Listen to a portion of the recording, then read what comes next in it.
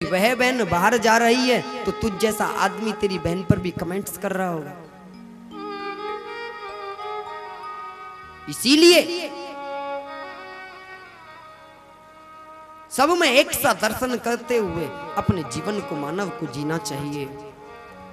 जैसा व्यवहार हम अपने साथ में चाहते हैं वैसा व्यवहार हमें दूसरों के साथ में करना चाहिए। यदि हम अपना अपमान नहीं चाहते तो हमें दूसरों का भी अपमान नहीं करना चाहिए। भगवान ने अपने जीवन में किसी का अपमान नहीं करा, इसलिए भगवान को पूर्णतः सम्मान मिला। शुष्ककाष्ठानि मूर्खाश्च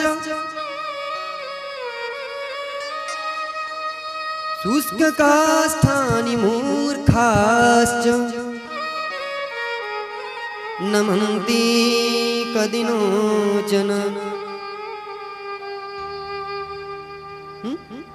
वह मूर्ख व्यक्ति है जो कभी क्या कहते, कभी किसी के सामने झुका नहीं, कभी किसी को प्रणाम नहीं किया। शास्त्रों ने उसको मूर्ख कह दिया। झुकता कौन है? जिस वृक्ष के अंदर फल बहुत होते हैं। विनम्रता किसके अंदर होती है? जिसके अंदर बहुत सारे गुण होते हैं, संस्कार होते हैं, शिक्षा होते हैं, उसे झुकना आता है। रुक्मी के अंदर संस्कारों की कमी रह गई थी। रुक्मी को पितामह भीष्मक ने सब कुछ बताया कि रुक्मी तेरी जो बहन है वह साक्षात लक्ष्मी का अवतार है और यह भगवान का बंधन इसके साथ में होना ही है। और इससे बढ़िया बात क्या है कि स्वयं द्वारकाधीश जो स्वयं सम्राट है पूरे विश्व के, यदि वह हमारे घर के, हमारी बेटी के यदि उनका वरण हो जाता है तो ये तो हमारे लिए ऐश्वर्य की बात होगी, वैभव की बात होगी।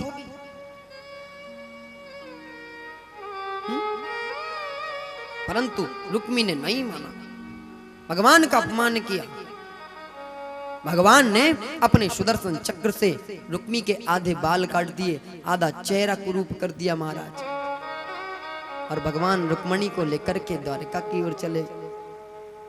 जब बलराम जी भैया को मालूम पड़ा कि यह तो कृष्ण ने क्या किया, तो बलराम जी भगवान भागे भागे भागे भागे आए कि कहीं कृष्ण अकेला गया है, ना जाने कृष्ण के साथ में इतनी बड़ी सेना नहीं है, इतने बड़े लोग नहीं है, कृष्ण तो स्वयं अकेला गया है। किसी कारण से यदि कृष्ण को कुछ हो गया तो शिशुपाल बहुत दुष्ट है, रुक्मी के पास में बहुत बड़ी सेना है, स्वयं दुर्योधन उसकी मदद करने के लिए तैयार है। बलराम जी को चिंता हुई, इसलिए बलराम जी महाराज सेना लेकर के पहुंचे। उधर जब देखा कि रुक्मणी तो स्वयं रथ चला करके आ रही है, तो बलराम जी महाराज ने अपना रथ रोक लिया और रोक करके कृष्ण को डांटने लगे। कृष्ण, यह तूने क्या किया? तूने सारे परिवार की नाक कटवा दी। बोले नहीं नहीं, मैंने कुछ नहीं किया, देख लो मैं सामने खड़ा हूं, मैंने कुछ नहीं किया। बोले और किसने किया? बोले भैया यदि तुम्हें विश्वास ना हो तो इस पत्र को देख लो। रुक्मणी ने पत्र के अंदर लिखा है कि तुम्हें भगवान की सौगंध है। और मैं भगवान की सौगंध कैसे तोड़ता? मैं तो मिलने गया था, सिर्फ हरण करने नहीं गया था। और आप अभी भी देख सकते हो, मैं तो रथ पर बैठा, बस रथ तो रुक्मणी चला रही और आप देख लो। बोले खैर कृष्ण, मैं तो तुझे कुछ कह ही नहीं सकता ना, तो द्वारिका चल, तुझे द्वारिका बताऊंगा। सारे में बलराम जी महाराज कहते हैं क्योंकि पत्नी के सामने तो बेइज्जती नहीं कर सकते ना।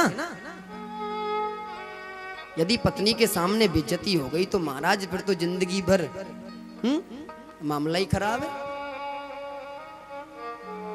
आदमी की एक ही जगह तो सर्वश्रेष्ठ इज्जत होती है, पत्नी के सामने यदि वहां भी खो गई भगवान कृष्ण की तो गई गाड़ी।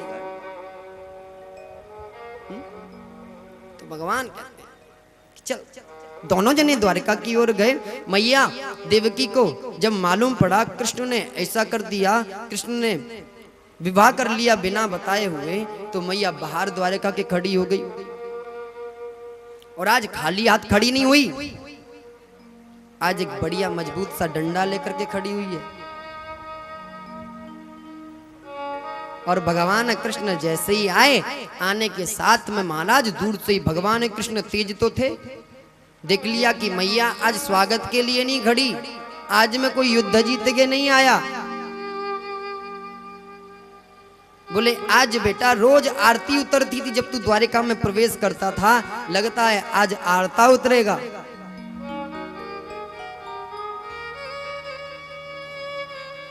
महाराज रुक्मणी से भगवान ने कहा कि रुक्मणी थोड़ा रथ को मंदा मंदा चलाओ, यदि बला जितनी देर में आए इतना ठीक है। रुक्मणी प्रसन्न इस बात से है कि मैं जितनी दूर रुक्मी से चली गई इतना ही ठीक है। रुक्मणी की बला टल गई, कृष्ण की बला आ रही है।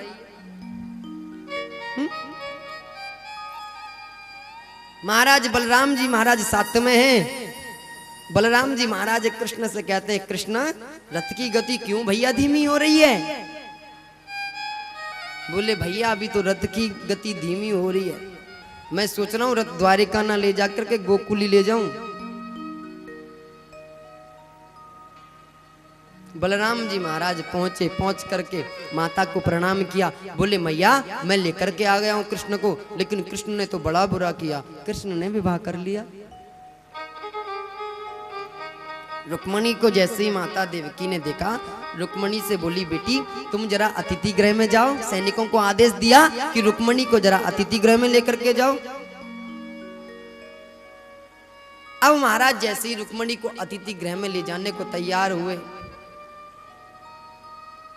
रुक्मणी जाने को तैयार नहीं, क्योंकि पता है पता नहीं मेरे जाने के बाद में कृष्ण का क्या हाल हो। माँ तो माँ, और आज तो कृष्ण को ऐसे घेर लिया है सब बड़े बूढ़ों ने जैसे महाराज कि आज तो बेटा गया काम से, आज तो सारे मिलके ठोकेंगे। और भगवान कृष्ण भी आज कैसे खड़े, जैसे कोई भीगा हुआ चूहा खड़ा हो। नारायणी सेना का मालिक है भगवान श्री कृष्ण, लेकिन अपनी मां के सामने ऐसे खड़ा है जैसे पता नहीं कितना। अब तो महाराज मैया कहती है क्यों रे कृष्ण ये क्या किया तूने, तुझसे तो ऐसी उम्मीद नहीं थी, तूने इतने बड़े बड़े युद्ध जीते, इतने युद्ध विजय किए, इतना सब कुछ किया, और एक कर्म के कारण तूने पूरी द्वारिका का नाम मिला दिया मिट्टी में। और आज तेरी मैं खबर लूंगी, यदि मैं तेरी खबर बचपन में ही ले ली थी तो आज मुझे ऐसा देखने को दिन नहीं मिलता। भगवान कृष्ण कहते नहीं नहीं मैया मैंने कुछ नहीं करा। बोले तो किसने किया? बोले सब कुछ बलराम भैया ने किया। बलराम ने? बलराम भगवान सोचे मैंने क्या किया? जिसने किया उसे यही नहीं पता मैंने करा क्या। तो भगवान कृष्ण कैसे भगवान की शिकायत करते हैं बलराम जी की पता है। बोले मैया आपको नहीं पता, ये भाभी और भैया दोनों पता है क्या काम करते। जब मेरा ब्याह नहीं हुआ था ना, अभी भी नहीं हुआ, जब ब्याह नहीं हुआ ना तो ये दोनों आपस में मिलके चढ़ाते, बोले तू कालो है तेरा ब्याह कभी नहीं होने को। और मैं मैया सांची बता रहा हूं, बिल्कुल मैं रुक्मणी को बिल्कुल नहीं लेके भागा, रुक्मणी मोए लेके भागी। आज मैया ने कृष्ण का कान पकड़ लिया, बोले तुझसे निकम्मा नालायक पुत्र मैंने नहीं देखा। भगवान कहते मैया सच्ची बताऊं मैं तेरो लायक ही पुत्र हूं। अब बलराम जी महाराज को भगवान इशारा करते हैं, अरे बलराम भैया जरा कान छुटवा दे, बहुत दर्द हो रहा है, सब खड़े हैं, बड़ी बेइज्जती हो रही है। भगवान कृष्ण की हाइट कितनी? मैया देवकी के बराबर की। दोनों के सिर आपस में मिल रहे, और जब महाराज जब हाइट एक सी हो जाए फिर जब कोई कान पकड़े तो फिर तो महाराज बेइज्जती होनी ना। छोटे से बालक के कान पकड़ ले तो महाराज कोई दिक्कत नहीं, जब बालक 5 फुट 2 इंच को है जाए और जब कान पकड़े तो महाराज फिर तो ऐसे लोग बालक को जैसे पता नहीं टेंटिया घोट दियो, नार पकड़ के खींच दियो, कान को खींचने के चक्कर में नार खींच दियो। बलराम जी महाराज ने कहा देख मैया कृष्ण के दर्द है रहे हो, थोड़ो जाते बात कर ले। बोले तोए बड़ो तरस आ रहे हो, बोले मैया इसकी बात तो सुन ले पूरी तरीके से। हाँ बोले कृष्ण से बोली मैया हाँ बात सुना तू। बोले मैया रुक्मणी का विवाह शिशुपाल के साथ में तय किया था। इनके जो रुक्मणी के जो पिताजी है ना वो हमारे घर पर रिश्ता लेकर के आ रहे थे, परंतु इनका जो बेटा रुक्मी है ना वो बहुत नालायक था। उसके कारण से सब गड़बड़ हुआ और भगवान ने जो पत्र रुक्मणी ने भेजा था भगवान ने वह पत्र मैया देवकी के हाथ में थाम दिया। देवकी मैया ने जब उस पत्र को पढ़ा तो देख करके एकदम अचानक से लगा अरे यह दोनों ही आपस में बहुत प्रेम करते हैं। लेकिन लोक और लाज और मर्यादा के लिए मैया देवकी ने एक निर्णय लिया। बोले कृष्ण तुम यहीं रहोगे।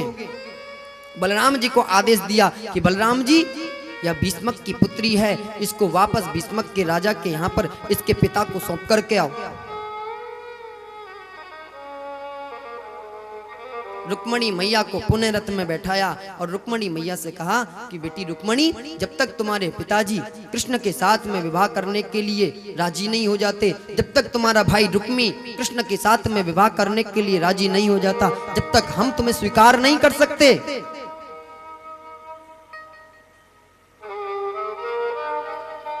हम तुम्हें स्वीकार नहीं करेंगे। कृष्ण का काम था तुम्हारे जीवन को बचाना, कृष्ण ने तुम्हारे जीवन को बचाया। अब यह निर्णय तुम्हारे पिताजी को लेना है कि तुम्हारे पिताजी तुम्हारे जीवन के भक्षक बनना चाहते हैं या रक्षक बनना चाहते हैं। बलराम जी महाराज ने रुक्मणी मैया को बैठाया और बैठा करके पुनः भीष्मक राजा के यहाँ पर लेकर के गए। राजा भीष्मक बीच में ही मिला, वह आ ही रहा था स्वयं द्वारिका और ले जा करके महाराज रुक्मणी का हाथ राजा भीष्मक के हाथ में दिया। कहा कि राजा भीष्मक यह तुम्हारी पुत्री है। कृष्ण ने इसके प्राणों को बचाने के लिए, इसके जीवन को बचाने के लिए इसने स्वयं ऐसी योजना बनाई। भीष्मक महाराज हाथ जोड़ करके बोलते हैं कि प्रभु मुझे इतना सुंदर वर मिल रहा है, स्वयं जो साक्षात विश्व का विजेता है, विश्व का रचेता है, विश्व को जीतने वाला है, विश्व को जीवन देने वाला है। और यह स्वयं सारी बातें नारद मुनि मुझसे बता गए थे कि स्वयं कृष्ण साक्षात परब्रह्म परमात्मा है। उनका विवाह तुम्हारी बेटी के साथ में होगा, परंतु मैं अपने बेटे के बल के सामने हार गया था। इस कारण से मैं इन दोनों का संबंध नहीं बना पाया। मैं तो आ ही रहा था विवाह कराने के लिए। रास्ते में रुक्मी को भी मनाया। रुक्मी को मना करके दोबारा आज महाराज भगवान की द्वारिका में आज भीष्मक महाराज रिश्ता लेकर के आए हैं। मैया देवकी ने रिश्ता को स्वीकारा है। एक दूसरे के ऊपर जो भी न्यौछावर थी वह एक दूसरे को पकड़ाई है महाराज। और फिर भगवान का दोनों का रुक्मणी और रुक्मी भगवान कृष्ण का दोनों का विवाह हुआ। बड़े धूमधाम से विवाह हुआ। वह हमने कल इस विवाह का दर्शन किया। आज भगवान को द्वारिका में रहते रहते बहुत वर्ष हो गए हैं। भगवान ने विवाह के बाद में 14 वर्ष तक साधना करी। कितने वर्ष तक? 14 वर्ष तक। भगवान ने 14 वर्ष तक द्वारिका को त्याग दिया और त्याग करके साधना करने चले गए। बोले क्यों? मानव को साधना इसलिए करनी चाहिए क्योंकि मानव के जीवन में जब साधना होती है तो मानव का जीवन बड़ा उत्कृष्ट बन जाता है। उसकी संतानें बड़ी बलशाली बनती हैं, बड़ी संस्कारित बनती हैं। इसीलिए जब कोई स्त्री माता बनने वाली हो या कोई पुरुष पिता बनने वाला हो तो उसको लगभग अपना मन साधना में लगाना चाहिए। जैसा माता पिता विचार करके संतान उत्पत्ति के लिए कार्य करते हैं वैसे ही संतान का निर्माण हो जाता है। ध्यान रखना, विज्ञान भी इस बात का प्रमाण देता है कि अभिमन्यु जिस वक्त गर्भ में था, गर्भ के अंदर ही उसने सारी विद्याओं को सीख लिया, सारी विद्याओं का अध्ययन कर लिया। इसीलिए गर्भ में जो बालक होता है वह सारी क्रियाएं जानता है, सब कुछ जानता है, सब कुछ सुनता है, सब कुछ फीलिंग करता है, महसूस करता है। उस वक्त जैसा नारी का विचार हो जाएगा वैसे ही बच्चे का निर्माण हो जाएगा।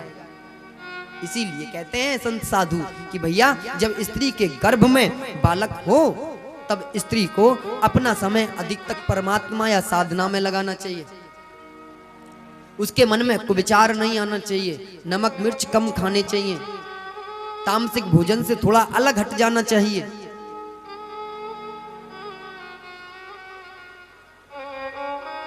तब आपको स्वयं साक्षात एक सुंदर पुत्र की प्राप्ति होगी जो तुम्हारे जीवन में स्वयं उत्कृष्ट, स्वयं ऐसा साधन देगा जिस साधन को देख करके आप हैरान रह जाओगे।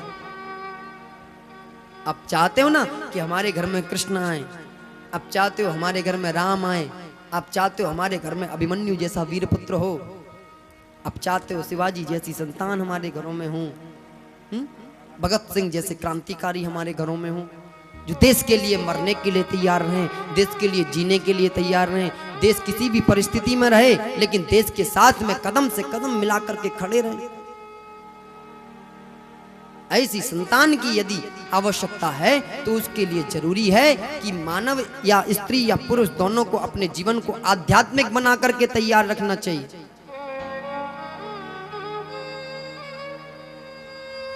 जिस परिवार के अंदर भक्ति नहीं होगा उस परिवार के अंदर समर्पण नहीं हो सकता, क्योंकि भक्ति का अर्थ ही समर्पण है, भक्ति का अर्थ ही त्याग है। इसीलिए मानव के जीवन में भक्ति का होना बहुत आवश्यक है।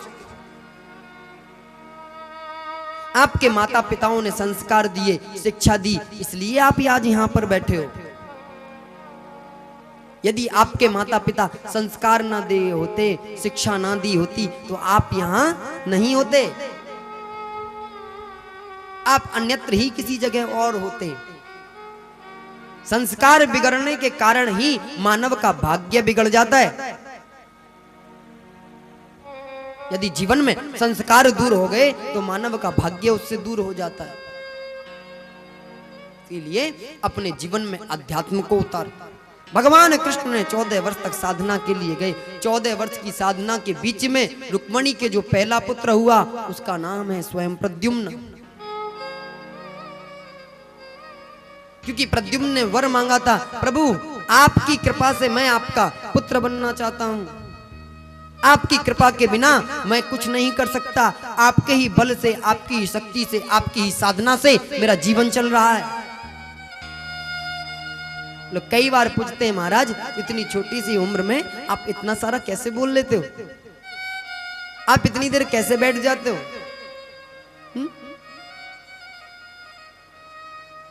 और सब कुछ आप ऐसे कैसे कर लेते हो? मैं एक ही बात कहता हूं, करने वाला तो परमात्मा है। मैं तो कुछ विचार करके भी नहीं आता कि यहां बैठ करके मुझे बोलना क्या है। मेरा आपकी कृपा से सब काम हो रहा है। करते हो तुम कन्हैया?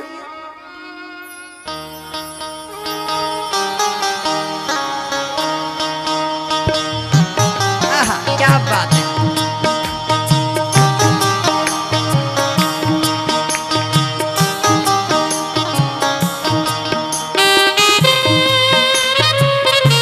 बड़े भाव से मस्ती से ताली सेवा करते हुए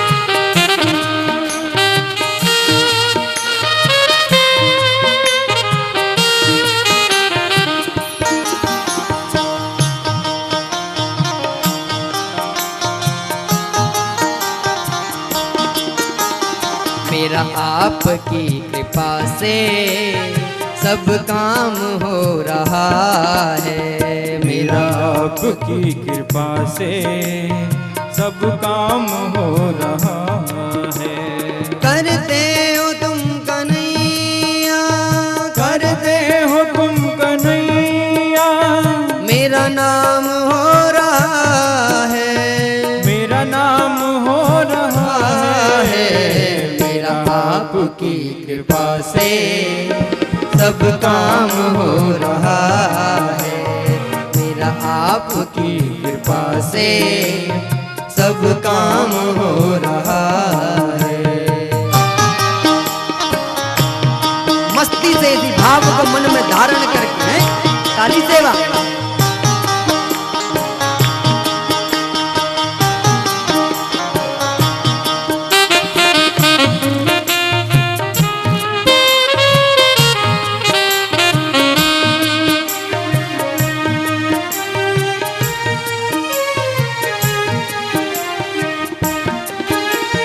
पतवार के बिना ही मेरी नाव चल रही है। पतवार के बिना ही मेरी नाव चल रही है। पतवार के बिना ही मेरी नाव चल रही है। पतवार के बिना ही मेरी नाव चल रही है। हैरान है जमाना मंजिल भी मिल रही है। हैरान है जमाना मंजिल भी मिल रही है। हैरान है जमाना मंजिल भी मिल रही है। हैरान है जमाना मंजिल भी मिल रही है। करता नहीं मैं कुछ भी, करता नहीं मैं कुछ भी, सब काम हो रहा है।